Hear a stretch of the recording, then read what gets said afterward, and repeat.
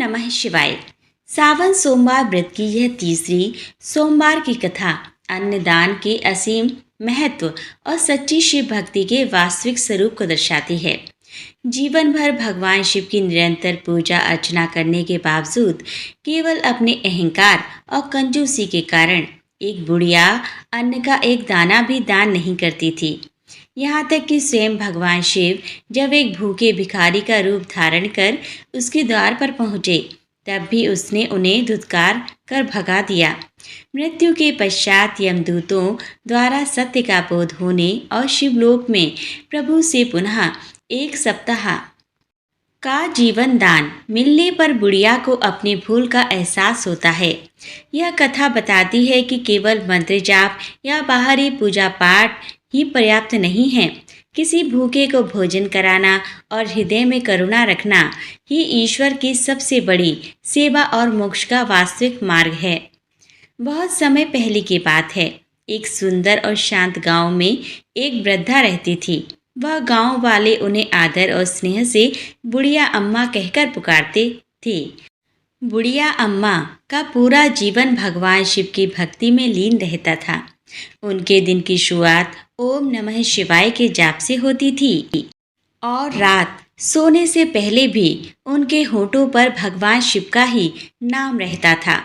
वे प्रतिदिन प्रातःकाल उठती, स्नान ध्यान करके शिव मंदिर जाती, शिवलिंग पर जल, बेलपत्र, धतूरा और दूध अर्पित करती और घंटों बैठकर भोलेनाथ के ध्यान में मग्न रहती थीं।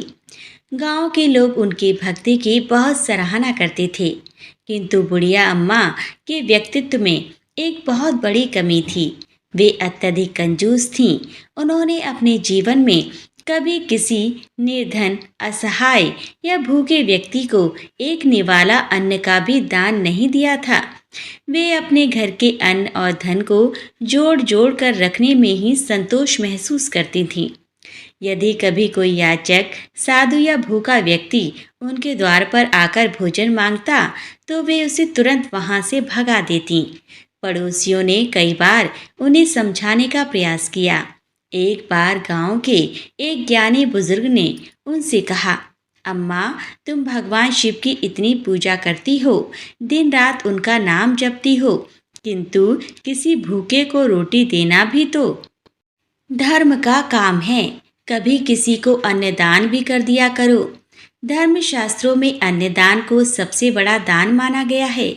यह सुनकर बुढ़िया अम्मा अहंकार और अज्ञानता से भरकर बोली, मुझे किसी को दान पुण्य करने की क्या आवश्यकता है? मैं हर समय भोलेनाथ की सच्ची भक्ति करती हूँ, उनका नाम जपती हूँ। मेरी पूजा और मंत्र जाप से भोलेनाथ अति प्रसन्न हैं। जब मेरा अंतिम समय आएगा तो मुझे तो बिना किसी बाधा के सीधे शिवलोक की ही प्राप्ति होगी। दान पुण्य तो वे लोग करते हैं जिन्होंने पाप किए हों। बुढ़िया अम्मा इस अज्ञान में जी रही थीं कि केवल मंत्र जाप और कर्मकांड ही मोक्ष का मार्ग है, जबकि किसी की सेवा और अन्नदान जैसे सुकर्मों का उनके जीवन में कोई स्थान नहीं था। भगवान शिव तो अंतर्यामी हैं। वे अपने हर भक्त के मन की बात और उसके कर्मों को भली भांति जानते हैं। जब कैलाश पर्वत पर विराजमान भगवान शिव ने अपने इस भक्त का व्यवहार देखा, तो उन्हें उसकी अज्ञानता पर दया आई। भगवान शिव ने विचार किया, यह बुढ़िया मेरी परम भक्त है, दिन रात मेरा स्मरण करती है, परंतु यह अहंकार और अज्ञानता के अंधेरे में जी रही है। यह नहीं जानती कि परोपकार और अन्नदान के बिना भक्ति अधूरी है। गांव के लोगों ने भी इसे बहुत समझाया, परंतु इसने किसी की बात नहीं मानी। यदि मैंने अपने इस भक्त का उद्धार नहीं किया और इसे सही मार्ग नहीं दिखाया, तो संसार में लोगों का मेरी भक्ति और सत्कर्मों पर से विश्वास उठ जाएगा। लोग सोचेंगे कि शिव की पूजा करने वाला व्यक्ति अगर हृदय से कठोर और कंजूस रहे तो भी उसे शिवलोक मिल जाता है। मुझे स्वयं जाकर इसकी परीक्षा लेनी होगी और इसे सही मार्ग दिखाना होगा। ऐसा सोचकर भगवान शिव ने एक अत्यंत निर्धन वृद्ध और लाचार भिखारी का रूप धारण किया। उनके वस्त्र फटे पुराने थे। कांपते हुए हाथ में एक भिक्षा पात्र था और चेहरे पर कई दिनों की भूख की थकान स्पष्ट झलक रही थी। भगवान शिव भिखारी का रूप धरकर बुढ़िया अम्मा के द्वार पर पहुंचे और कांपती हुई आवाज में पुकारा, माई भिक्षा दे दो, कई दिनों से भूखा हूँ माई, भोलेनाथ तुम्हारा कल्याण करेंगे, थोड़ा सा अन्न दे दो। आवाज सुनकर बुढ़िया अम्मा घर के अंदर से बाहर आई। एक फटे हाल भिखारी को देखकर उनका माथा ठनक गया। उन्होंने चिढ़कर कहा, अरे बाबा, अभी मेरे पास समय नहीं है, घर का सारा काम बिखरा पड़ा है, झाड़ू पोछा करना है, बर्तन मांजने हैं, अभी जाओ और बाद में आना।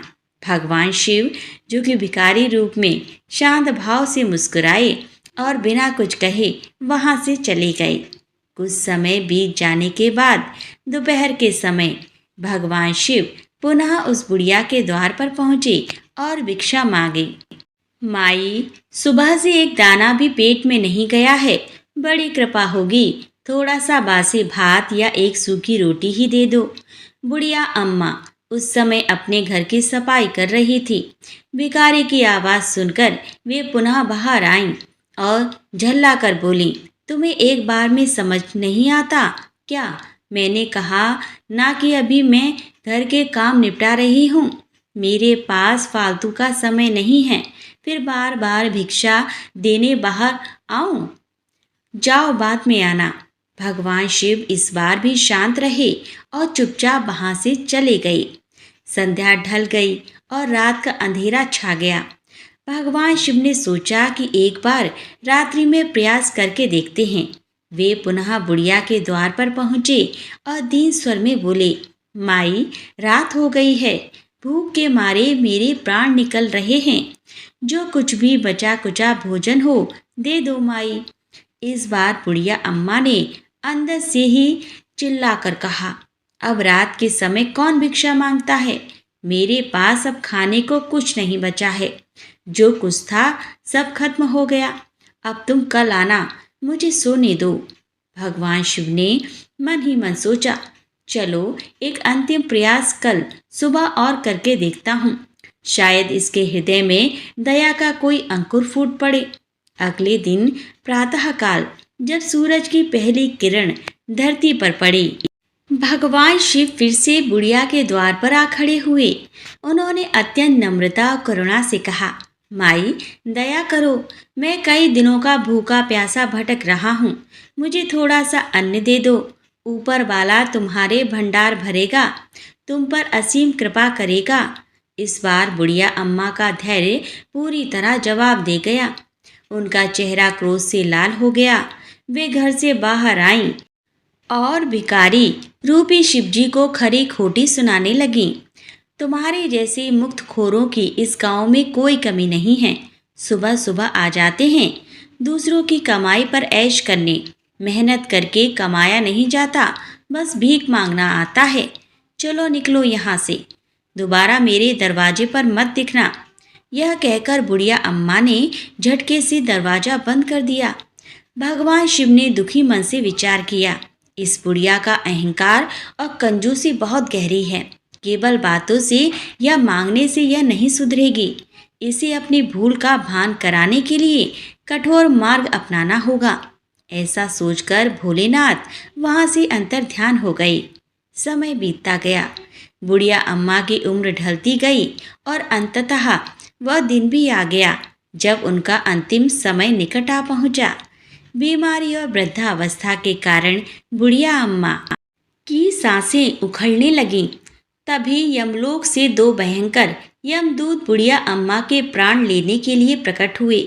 यमदूतों को देखकर बुढ़िया अम्मा भयभीत हो गई, परंतु अपने भीतर के अहंकार के कारण वे संभल कर बोली, अरे यमदूतों, तुम मुझे यहाँ लेने क्यों आए हो? तुम्हें कोई भ्रम हुआ है।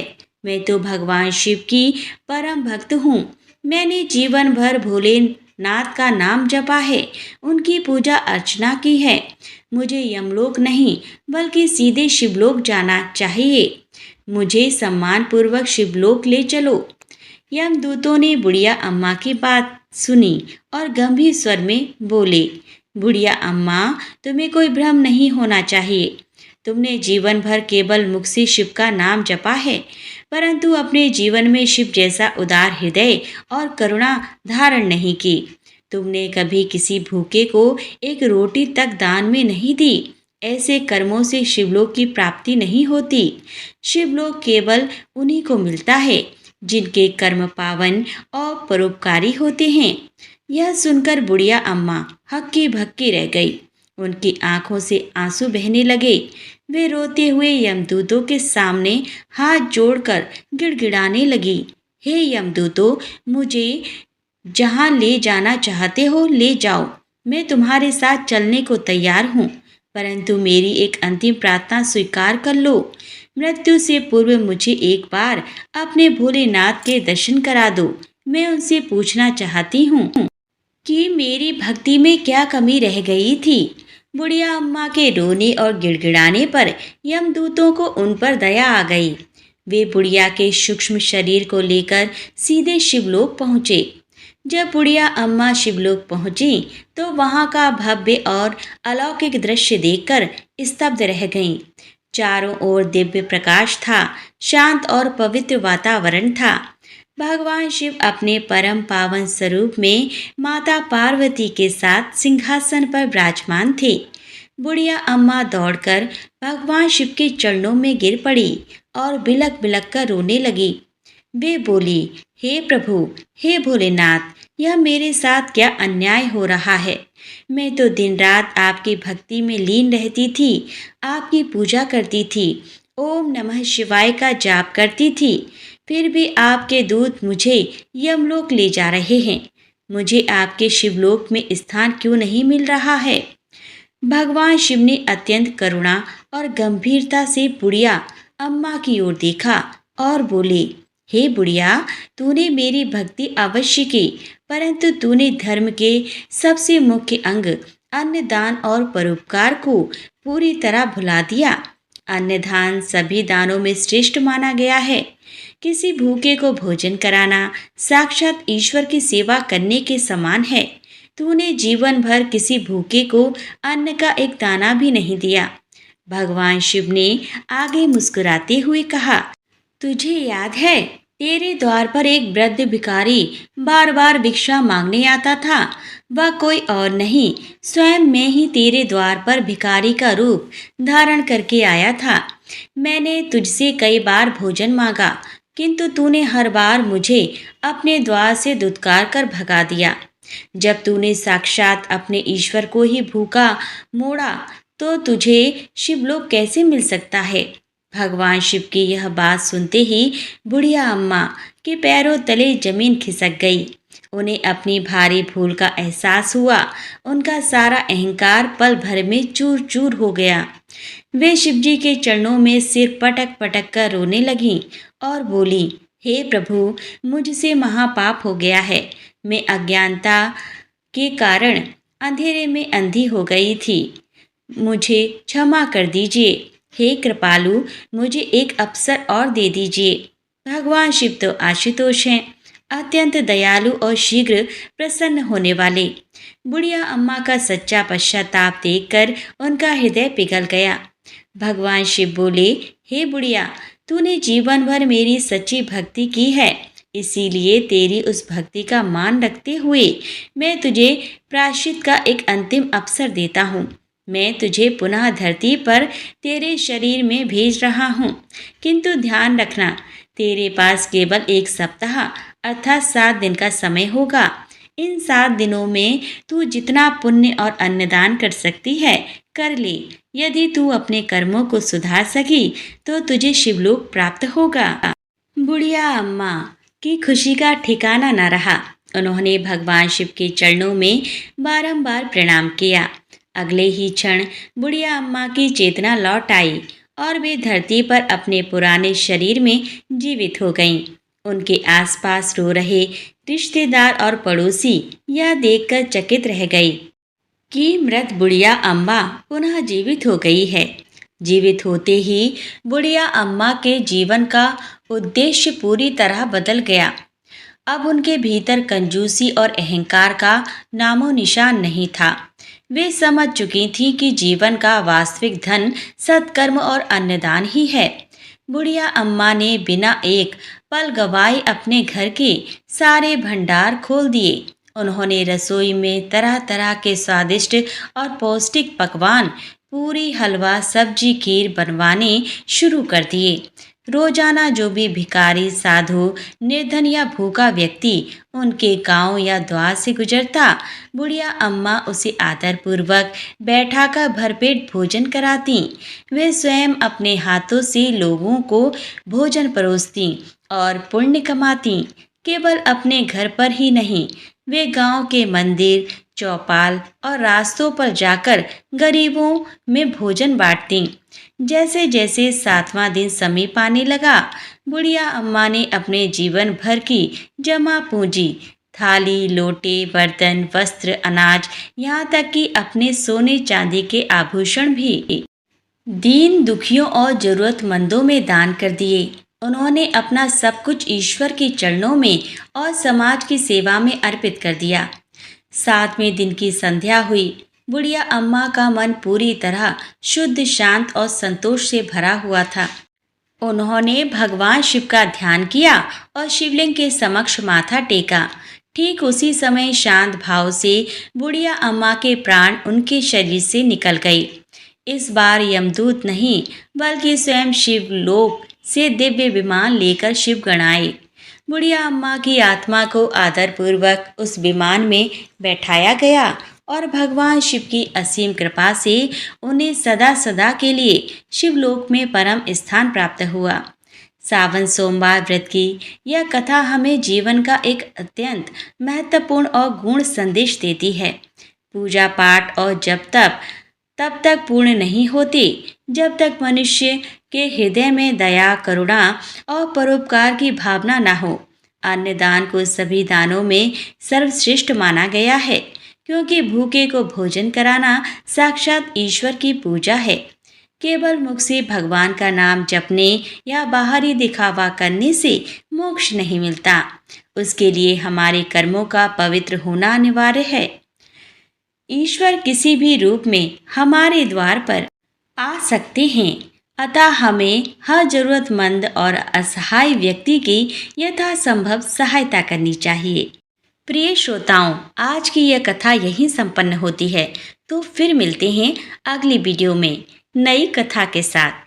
तब तक के लिए ओम नमः शिवाय।